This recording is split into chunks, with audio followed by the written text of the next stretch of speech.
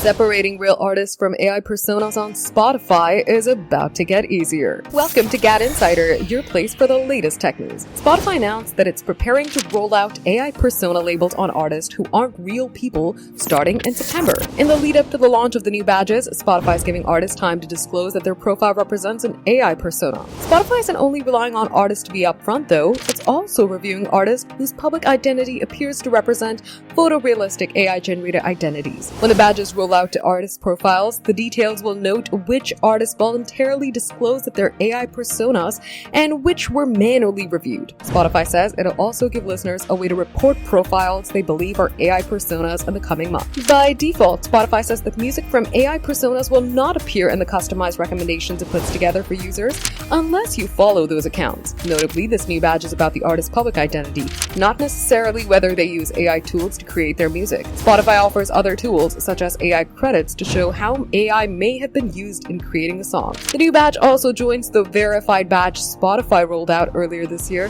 to signal you're listening to a song from a real human. You can expect to start seeing AI persona badges in the Spotify app starting in mid-September. For more updates, subscribe to GadInsider, like and share the video, and don't forget to press the bell icon so you never miss any update.